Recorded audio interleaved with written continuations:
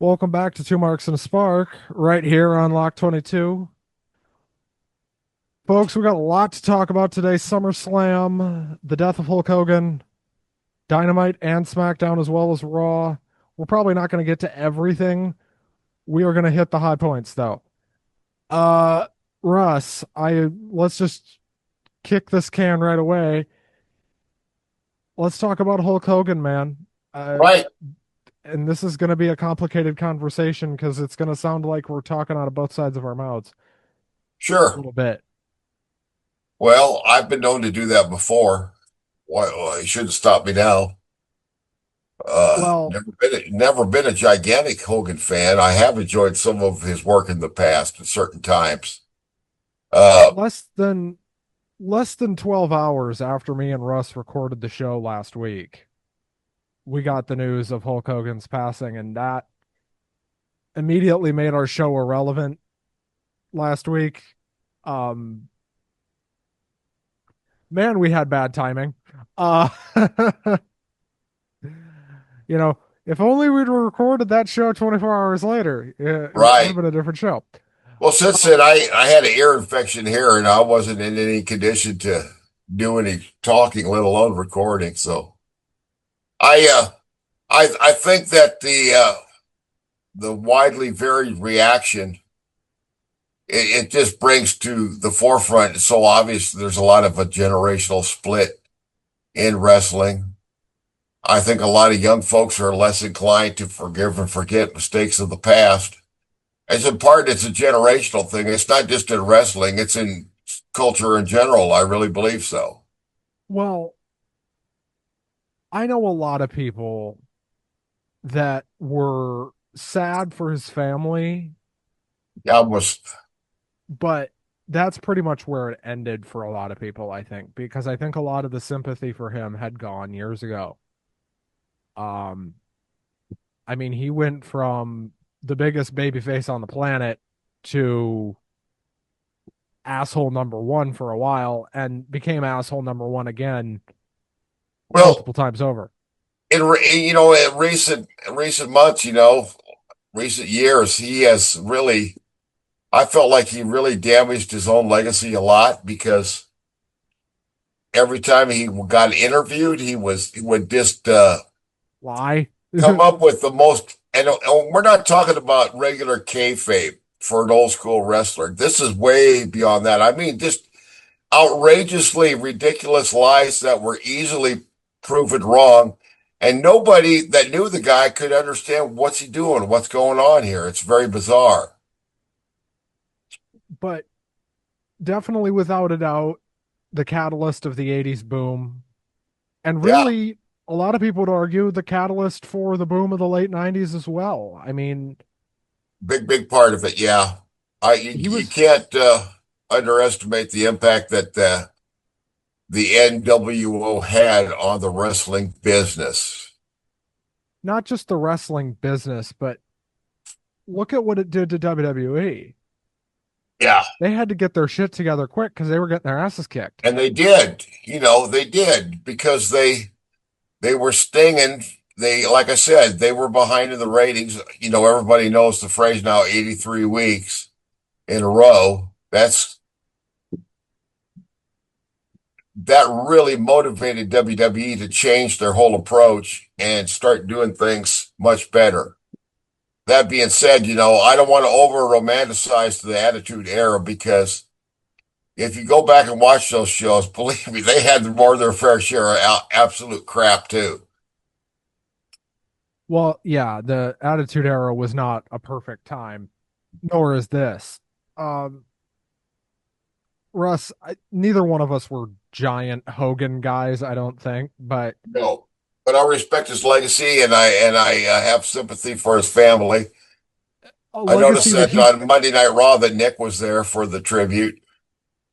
His son Nicholas. a legacy that he tarnished a good bit of on his Yeah, way right. Other out. than wrestling, though, outside of the wrestling world for the last several years, all the guy basically talked about was beer and Jesus. And I got no problem with that. I like Jesus and I like beer, but as has been demonstrated on this show a number of times. Yeah, yeah. The part about the beer, not so much about Jesus, baby, but the part about the beer, yeah. Where in fact, Sunday night we're recording after SummerSlam. It's very possible I might be just slightly lit up. Slightly. Slightly. Yep. Wait until I read you the card. You're gonna change from slightly to oh God. What is our card officially at this point?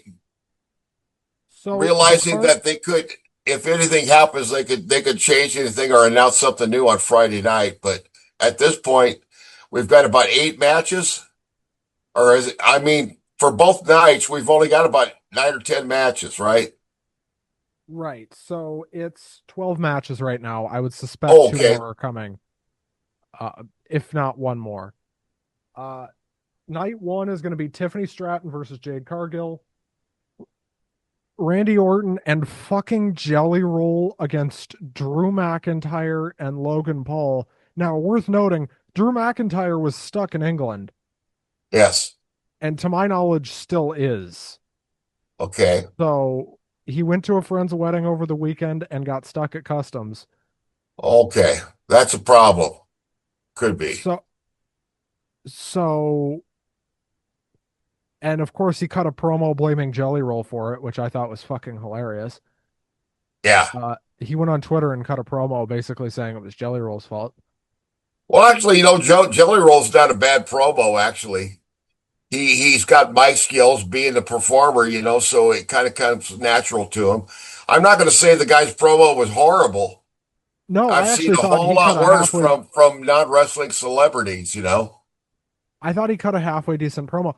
The problem I have with this whole Jelly Roll thing is the same problem I had with Logan Paul. It's like, why the fuck? Like, at least Logan Paul made an eensy weensy bit of sense. Right. Like, it And still didn't make sense. Logan Paul, love him or hate him, he has proven himself to be pretty proficient in the ring. He seems to be a what they call a quick study. Yeah, and this is the weird thing, right? It's like we don't like the guy at all, Right. but we pretty much have to admit he's talented because he is, and there's just no He way is. around that. And you talk about a guy who's a natural heel. I Yeah. mean, just in his real life, outside of wrestling, he's a natural heel. When the guy talks, you want to slap him. Well, yeah, that's kind of the problem with him, right? Is anytime he opens his mouth, you want to smack him in the mouth.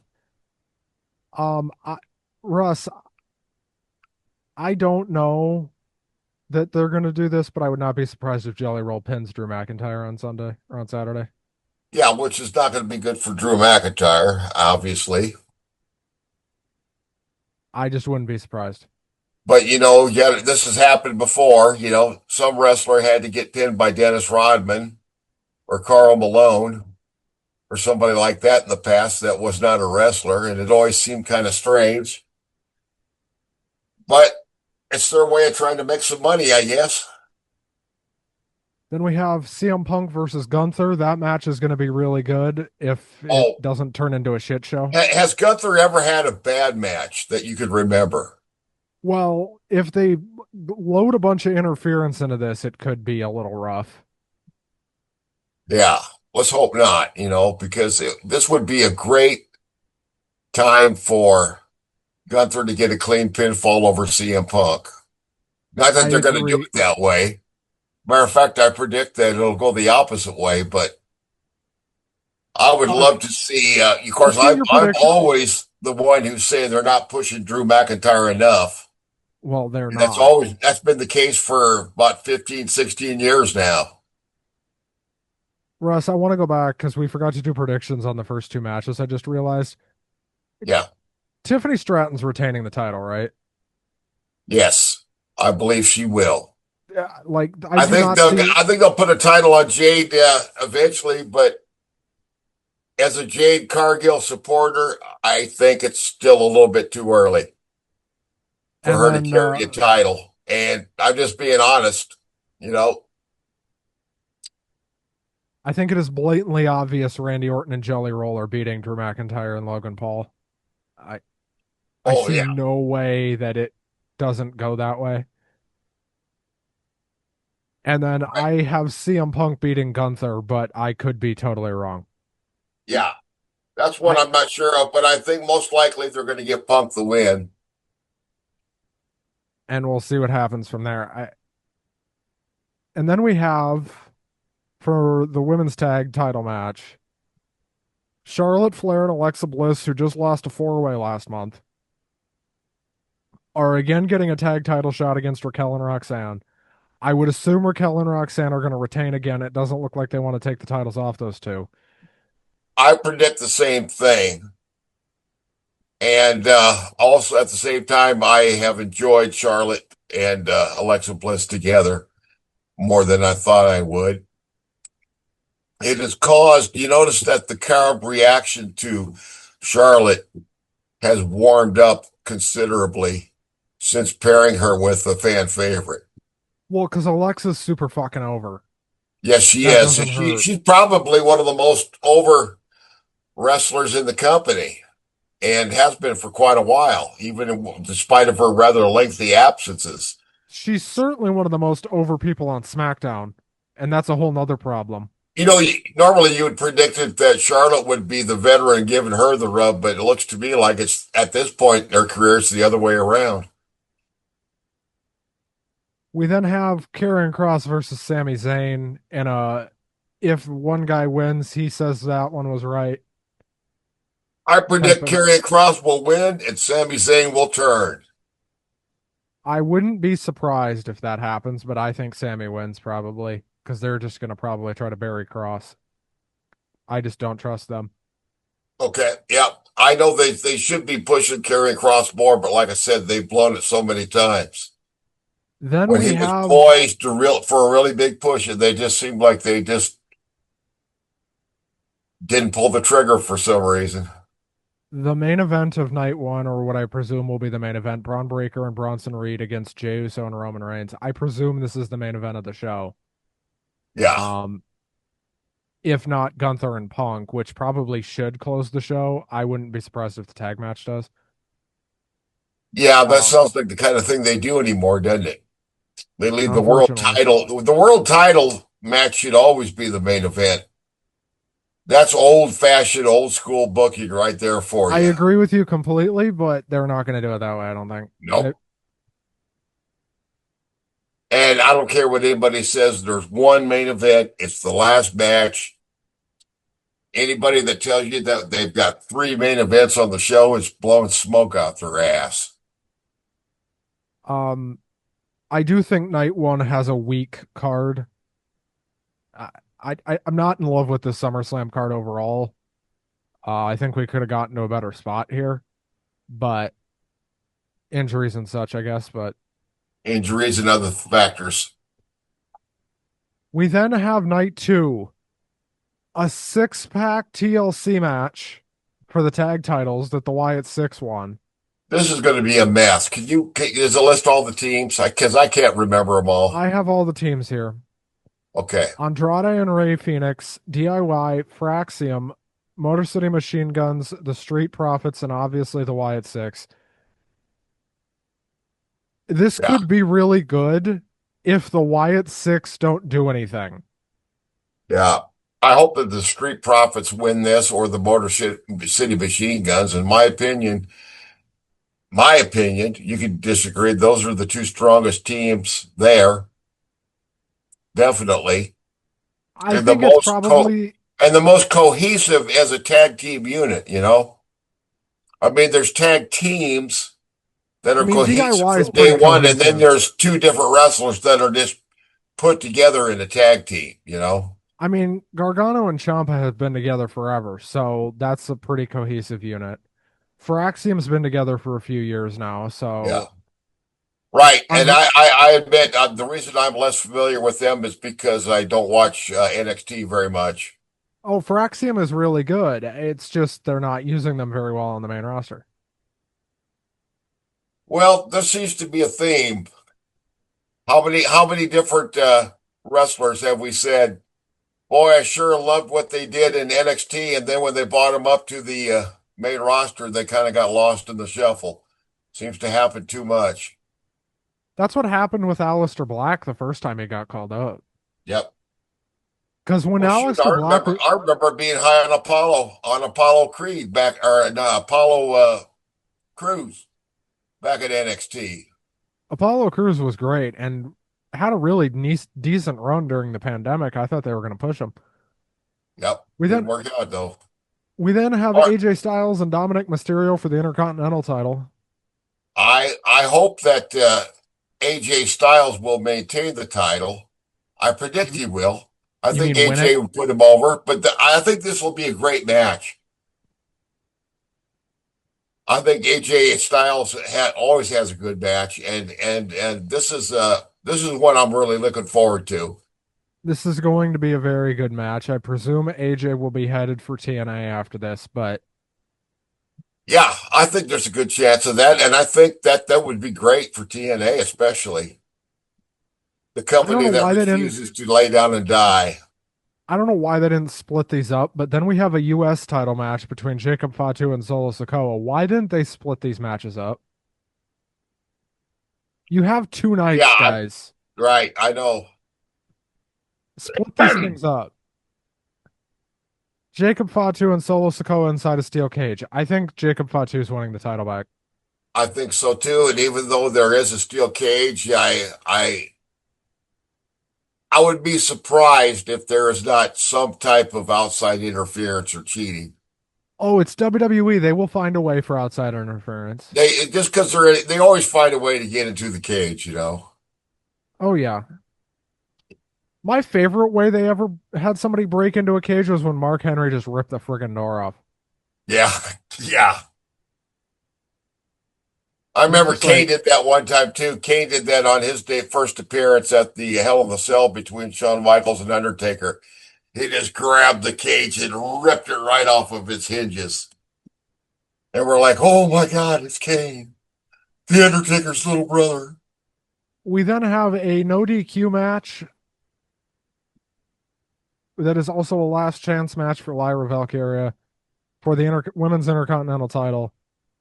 Against Becky Becky Lynch Lynch. I think defending this her this title will here. be good too.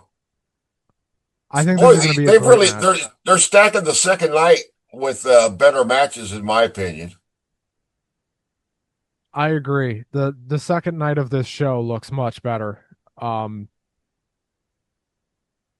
I think Lyra needs to win this, honestly. Oh Unless they're yeah, just going to bury Lyra, she needs to win this one. I think she needs to. Yeah, definitely. And I predict she will. We then have a women's triple threat for the women's world title. This is going to be fucking incredible. Io Sky, Rhea Ripley, and Naomi. I have no idea who's going to win that match. Yeah, all three of them are just superb. This is going to be. I think is this the main event? No, Okay. Well, I tell you what, it's good enough to be the main event, I think it should be, honestly, but it was never going to be.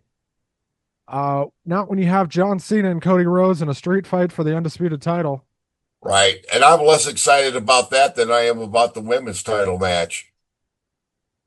But at this That point, I don't really care about the whole Cena story. I'm glad that people are excited about it, and maybe it's getting some people to tune in. But to be honest, maybe I'm jaded, but I'm just a little underwhelmed with it. I think they're going to correct the mistake they made in February. And they're going to double turn these guys. I think that's their only way to get people back on board with this thing is to double turn these Yeah, guys. Because then you can do yeah, one more match. You can do a trilogy with these two. There's enough gas in the tank to do another match with these two if they have a good match here. Remember, they stunk the joint out at WrestleMania, so there is a imminent concern they may do it again. yeah. Russ, I think Cody wins, but I think he turns heel. What do you think? I think Cody wins. You may be right. I feel like it's a little premature for that heel turn, but this could precipitate a double turn then with John Cena.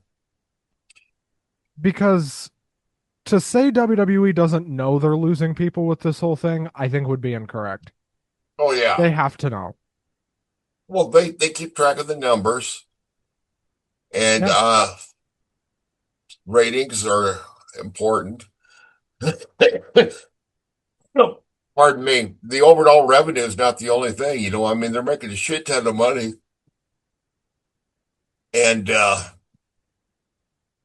it's too bad. I think that the company that owns them is in such rough shape financially because it doesn't make the future of WWE seem real stable at this point. it They is. could end up getting sold to somebody else before too long. Uh, I I think it's a concern, but I don't think it's a big one right now. Well, Uh, people like to get on the internet and start up all these rumors about Vince McMahon is going to buy back the WWE. he doesn't have the money. I don't think that's going to happen. No, he's got his own thing going. He's got a company. Hey, by the way, he was in a bad car wreck last night. Was he? Vince McMahon was in a car accident. He was the cause of the accident. Three cars totaled and nobody hurt. Well, that's Apparently, he was lucky. driving about 80. Lucky nobody got hurt. Yeah, I think he may be charged with reckless driving. Well, Russ, let's talk about Dynamite from last week, and Sure. we'll kind of skip around SmackDown a little bit. Right. Russ, I just want kind of your general take on Dynamite last week. I think the show flowed really well. I think this was another really good episode of Dynamite that almost makes you wish Collision was better. Yes, I thought that Hangman Adam Page is doing real well. Tony Storm. These were all good matches. We had a minimal amount of silliness. Uh, the Speedballs, whatever their name is. Jet Speed. Uh, Jet Speed, thank you. Yeah, boy, they are getting pushed like hell, aren't they? They are They're really really good. getting pushed. They're And really good. FTR is getting beaten by absolutely everybody all the time, it seems like. Well, FTR beats Jet Speed here. But then what I'm talking about is how they're getting beat up all the time. And now we've got all this business going on with the Hurt Syndicate and all that.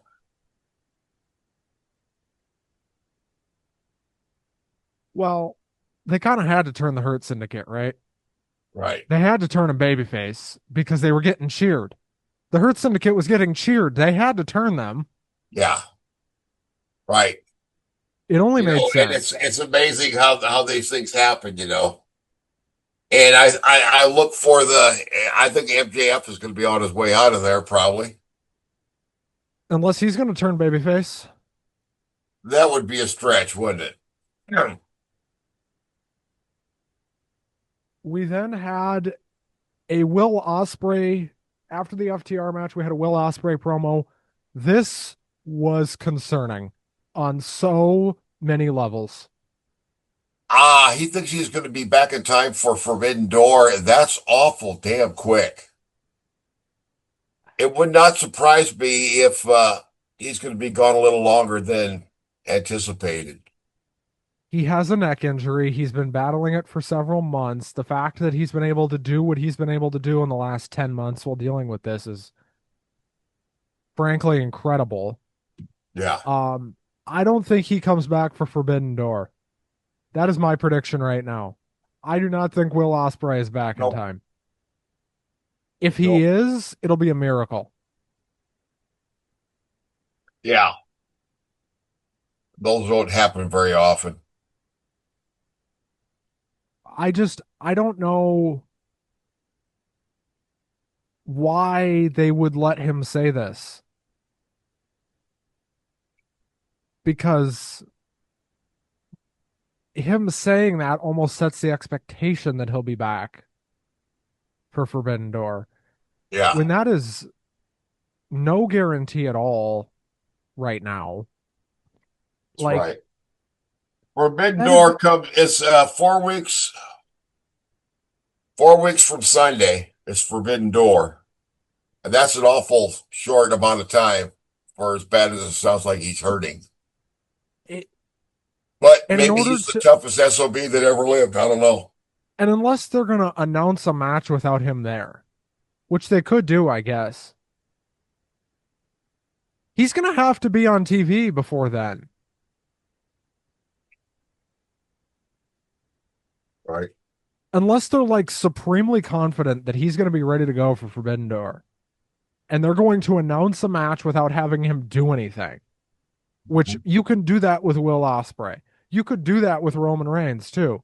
There are certain guys that you can just announce matches for and sell tickets on. Will right, Ospreay is one of those guys. right. You don't need a ton of build up for him. So maybe the Well, argument is, Will Ospreay always does a good interview too. I'm glad he treats Tony Schiavone with a lot more respect than many of them do. He will actually allow Tony Schiavone to stand there and hold the microphone instead of just grabbing it out of his hand and taking over, you know? yeah, I just to think he's going to be back for Forbidden Door is generous at best and Right. irresponsible at worst. I don't see that happening. I don't know about you. Yeah. Yep. Do you see him being back for Forbidden Door, or do you think it's I think long that's gone? unlikely. And if I prove it wrong, that's great. I just hope he doesn't come back too soon Now, could and, he be and end up back? hurting himself worse, you know, because he's at the point as a veteran to one of these times he's going to get injured enough that he's going to be done, you know? I he's never really taken any serious amount of time off other than when he's been injured. Yeah. And he's been go go go for the last ever since he got to AEW. I mean, he's been in a match just about every week, I feels like. Yes. We then had Tony Storm versus Billy Starks. This was fucking great. I was surprised. I didn't know anything about Billy Starks, and she's young, but she's impressive. She gave Tony a good match, and in the post-match beatdown, for a youngster, fairly decent heel getting started off, I'd say. I would And I didn't agree. mention it either, too. I can't remember the name of the venue where they're at in Chicago, but they're going to be there for several shows. I like the looks of the place. It looks different. I like unique looking venues that just don't look like you're. All of the sports arenas look so much alike. They're all identical. These smaller venues have character, and to me, that enhances the visual aspect of the show a lot. Well, that's why everybody is so nostalgic for the Hammerstein Ballroom because Exactly. it adds something. It sure does. I mean, that ceiling and just the features of it are just so unique. Or for as much of a pile of crap as it was, the ECW arena to a certain extent, Right. 2300. Yep. And that place was a piece of crap. Don't let anybody tell you any different. Oh, yeah. That place sucked, but they loved it. Yeah. Well, look at how they wax so nostalgic about the Sportatorium in Texas, and then they'll tell you about how in the summertime it was 110 degrees in there. You couldn't hardly breathe, but they sold out every week, and they kept coming back for more. By the Well, way, I saw the if you haven't seen it yet, I saw the Iron Claw, the film. is it good?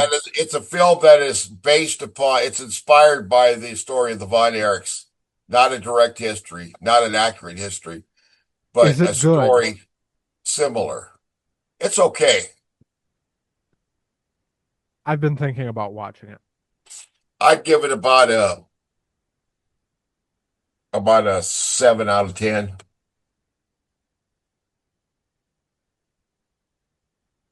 And what's up next then? We had We then had Swerve Strickland and Hechicero. This was good, but it did have a bit of a squashy, not squashy, but like this finish was weird because it's a DQ finish, which you just don't see on AEW very often. right. And he's the newest member of the Don Callis family. Hechicero, I've heard he's been around for a while, hasn't he?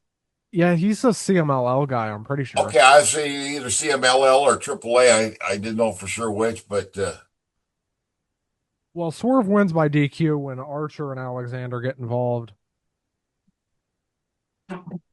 yes. And man, have they ripped Josh Alexander apart since they got him. Oh yeah. This guy was red hot when he got there, and they just haven't done anything with him, They managed to cool him right off, haven't they? unfortunately. We then had another awesome MJF Mark Briscoe segment. Yes. And I'm so glad that they are letting Mark Briscoe win now and then. I'm just glad Mark Briscoe's on TV. Yeah. Like, keep this guy on AEW television because he adds something to the program. Yes, definitely.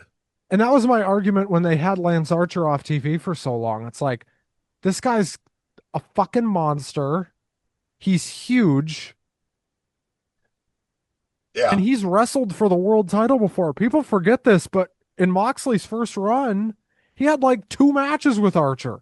Yeah, I remember that now. And since then they've never really used him hardly at all since then. Very little. And it's frustrating because both the matches he had with Moxley were good. The Right. matches leading up to the matches with Moxley were good. He's Like, almost as invisible as Wardlow. Remember him? oh yeah, remember Wardlow? When was the Whatever last time we? happened to Wardlow? He just disappeared off the face of the earth. All right. But anyway, Anyway, that was a we good match. MJF losing to no, this was a Mark promo, buddy. Briscoe. I'm This sorry, was a promo. Claudio. Go ahead. Yeah, Mark Briscoe versus Claudio Castagnoli was Claudio, the main that's what I event. meant to say. And this was a very good match. As you would expect with these two, however, because it's Mark fucking Briscoe and Claudio Castagnoli. No kidding. Yeah, that match is going to be good Two most of the veterans. time. Yeah, it was very, very good. I thought the flow of the whole show was very good. The flow of the show is more even. You notice that you don't get that on SmackDown. I don't even want to talk about SmackDown, dude. SmackDown was fucking horrible again. Don't watch Well, SmackDown. if you're not a Hulk Hogan fan, then guess what? You're going to be very disappointed right from the get-go. Well, they do a 10 bell salute to start the show. Triple H cuts a promo basically saying none of them would be there without Hulk Hogan. Right, And these kind of tribute promos would continue throughout the night. right. This was not the only one. We got a 6.5 minute video package after this that I thought was really well done. I actually thought WWE did a really good job with that video package. I did too. Um, Thought it was very, very well done. so Russ, there's really not much else to say about SmackDown last week, other than there was some nice Hulk Hogan stuff. The show Alexa was Bliss fine. versus Roxanne Perez. I thought that match was Very, good. we got a long promo exchange between Jelly Roll and Logan Paul and Drew McIntyre and Randy Orton. And we got a long promo, Cody talking to John Cena. And they threw in a couple of matches just for fun. And it just didn't feel like the show mattered at all. I No, mean, I'd give it about a C minus. and that might be being generous. Now, Raw Monday, I thought was a bit of a different story. I thought Raw Monday was good, not great as a go home show. I don't know if you agree. Yeah. I do want to note also while we're talking about Hulk Hogan. Uh, Tony Schiavone did go on the air on Collision this week and Yes, he address the did. whole thing. And I thought Tony handled it really well. Sure. Well, Um, everybody was giving him shit because they didn't acknowledge the death of Hulk Hogan. Well, their program was on a Wednesday and he died on a Thursday. Their next broadcast was Saturday and they acknowledged it. Problem solved. Relax, everybody. Relax. It's not that big a deal because a couple of people don't like Hulk Hogan. If they're being disrespectful, fine, let them. Let them be disrespectful. This is pro wrestling. um, we had another Hulk Hogan 10 bell salute to start this show. I presume this is the last of them. Yeah, I think they're going to give everybody a 10 bell salute. Like NXT gets one, SmackDown gets one, Raw gets one, and I think that's going to be that. I think they'll do something at the Hall of Fame next year probably, but I think this will probably be the last we hear about it for a little while. oh, sure. Yeah.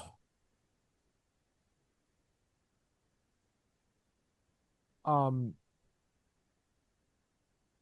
Well, well, I don't know if you're aware of the WWE on their YouTube channel broadcast a marathon of complete Hulk Hogan matches that started sometime on Friday and went till sometime on Sunday. I didn't watch that much of it, but when it was over, I checked out the length of time. They ran 56 hours straight of Hulk Hogan matches. yeah, the guy wrestled all the time. I believe they could do it. Yeah. We then start the show And with he this. probably only lost about two of those matches, right? Well, maybe one and a half. He didn't lose the other one clean. Uh, Right, Jay Jay Uso comes out. He's cut off by Paul Heyman, right, and Heyman has a very long-winded promo here. right. Very long-winded. This whole thing felt kind of It felt like a up and time down. filler to me. Yeah, pretty much. We then had a mixed tag of AJ Styles and the Kabuki Warriors against the Judgment Day. This was yeah, this was an odd pairing. Dirty Well, Dominic with Roxanne and Raquel. against AJ and the Kabuki Warriors. Right, AJ and the Kabuki Warriors win, but it is right. worth noting the Kabuki Warriors are not wrestling on Saturday or Sunday's pay-per-view. Yeah, which is disappointing because I think they're a great team. I think it looks like, at least for the time being, EO's singles push is over. Io's one of the most over people in the company. She's not going anywhere. Oh yeah, Uh, AJ and the Kabuki Warriors get the win. We then had Sheamus versus Grayson Waller. this was pretty good. And I'll tell you Sheamus what, has had the last couple of weeks has had some real bangers. I'll tell you Give the what, guy credit. His match against Rusev was great, and this one was good too. Grayson they've got Waller, to I think, is very underrated and underutilized. they've got to do something with that Waller theory thing because they built that for 17 months and broke them up with Waller saying backstage, Yeah, Austin Theory is injured and A-Town Down is over. yep. They've got to do something there. Yes, We winner then by pinfall, Sheamus. we then had a very bumpy Lyra and Becky promo. Yes. This could have been a lot better.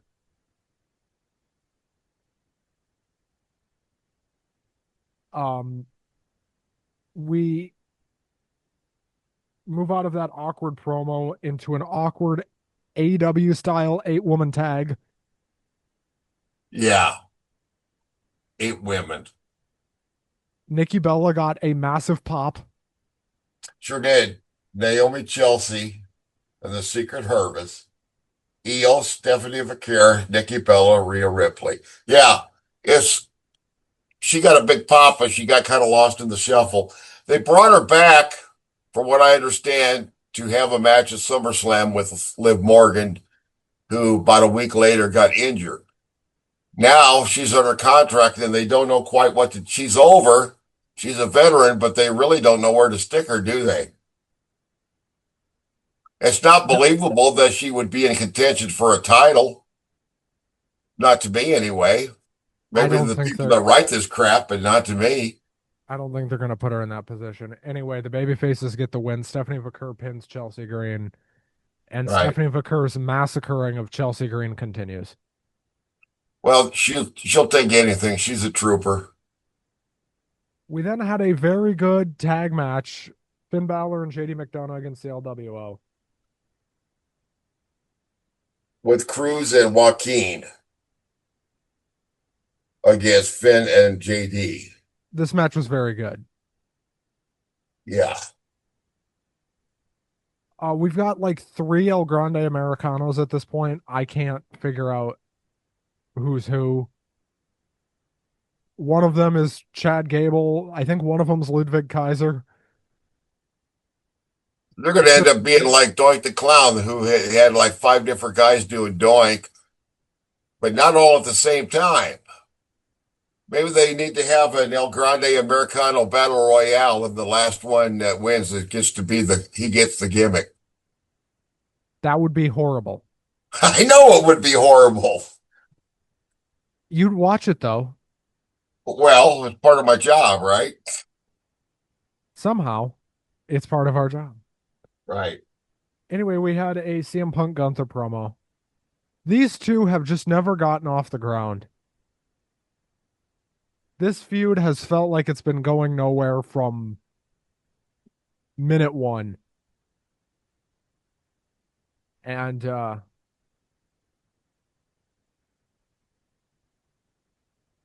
this promo didn't work for me. I don't know about you.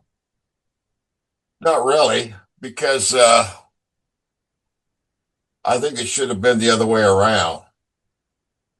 Gunther's the one who ought to be the alpha male in this situation, in my opinion. I agree. That whole thing was weird. Punk is older and he's a veteran. Gunther is younger, but he's so much bigger. It's ridiculous for CM Punk to be talking to Gunther like he's talking to a kid. I didn't buy it. I didn't either. I thought this was dumb. This whole thing Yeah. was dumb. It just Speaking didn't of, feel it didn't feel like a good promo to me either. I am a very, very still very much a fan of Gunther. I don't like to see him being misused. That promo, in my opinion, was a misstep, but they can make up for it this weekend by letting Gunther win, which they're probably not going to do. we then had Bronson Reed and Jey Uso. This was actually pretty good. Even though it ends in a DQ, this is pretty good. Bronson and Braun, the two Brawns, Breaker and Reed, were standing tall at the end of the show. They beat down Jey Uso. They beat down Yeah. everybody. Russ, I thought Raw was fine. I thought SmackDown was miserable again. Honestly, my favorite show of the last week was Dynamite last week. I would have to agree with you.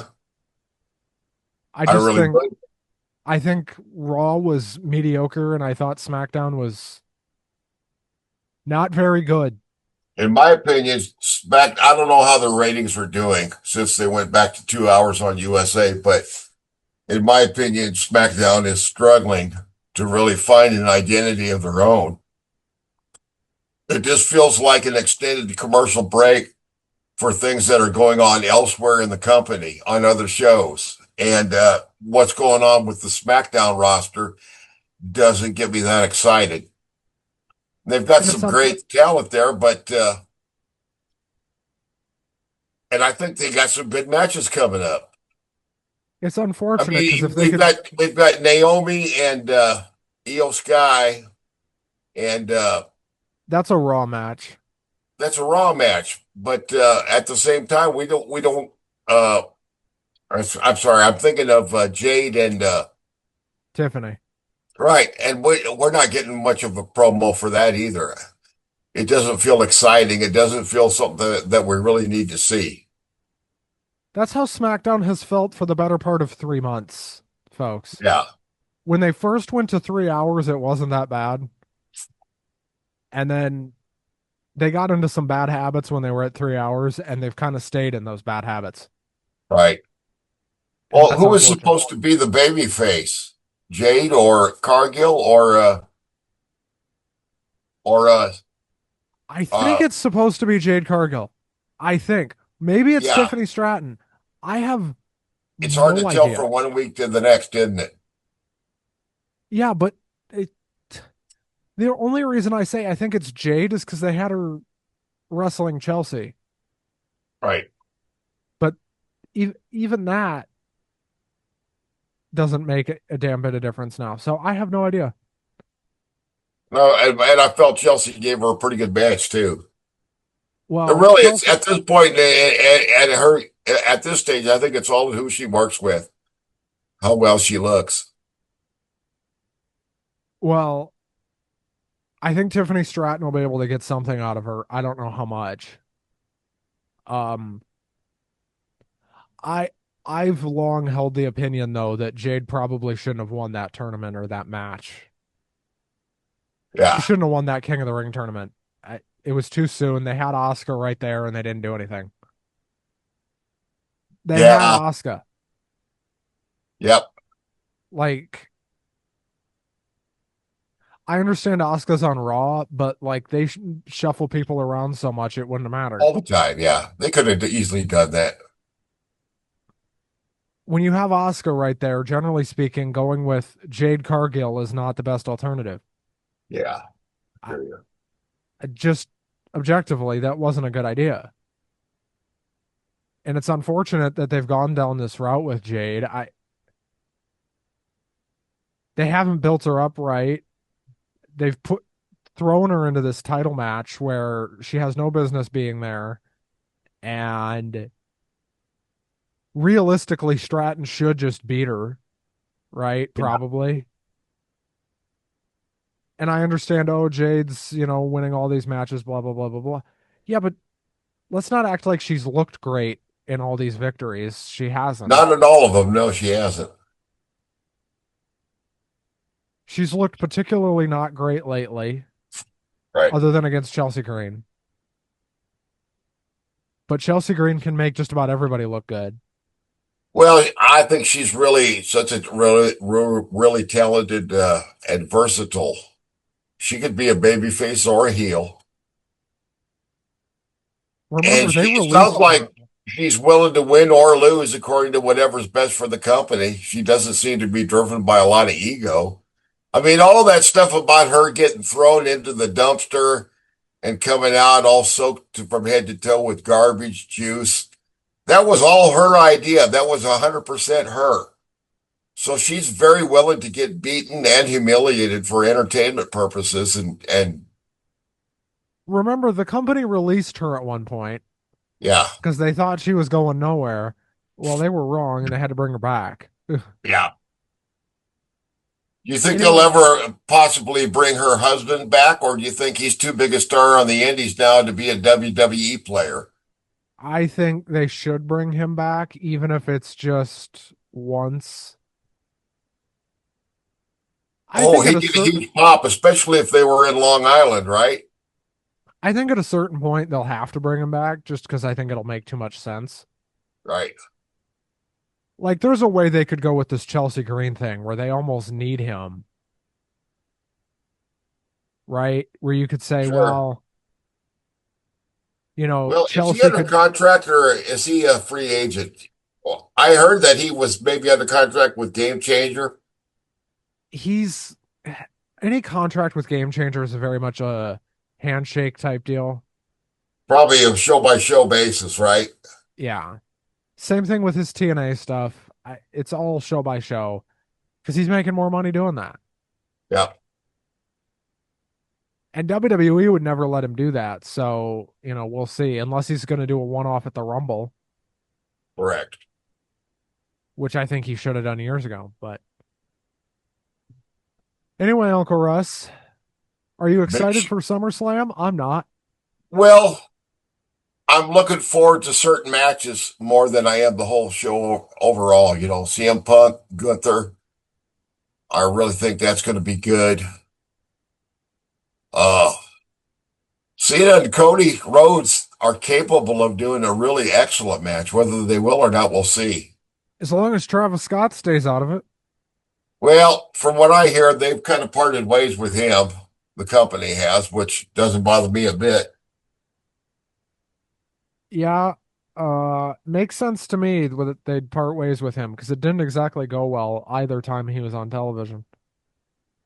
Yeah, I hear you, man. Whoops.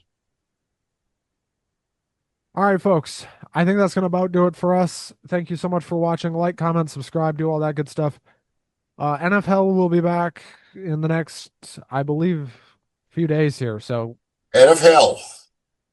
How about that? NFL is coming back. Uh, I will be on there at some point, I'm sure. Russ doesn't really watch football unless his wife ties him to the chair. No, that's all right. You go on, Bobby Boucher. You go play your foosball. That was a reference to something I didn't understand. Anyway, put that on your bingo card, folks. We will see you back here Sunday night post SummerSlam. We will probably be exhausted, but we will be here. And Russ, we're going to SummerSlam next year, hopefully. Yes, in Minneapolis, Now, Minnesota. I will warn Hopefully you, the tickets will be less than 5 grand. well, the tickets are out now. There's some tickets out now, and they're expensive. They don't probably have any just $50 seats, do they?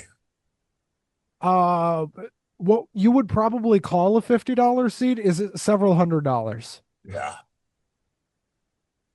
Those Well, what prices I'd like to will. see you if you get a deal, you get both nights for a cut price. That would be the way to do it. You'd think that, but that's not usually the case with these WWE shows. Usually, you're better off buying separate for both nights. As crazy as that sounds. Yeah. All right. Well, we will be back Sunday night. We will be back Sunday night. And like I said, like, comment, subscribe, do all that good stuff. Watch out for NFL. It's coming back soon. And Damon, play our fucking music.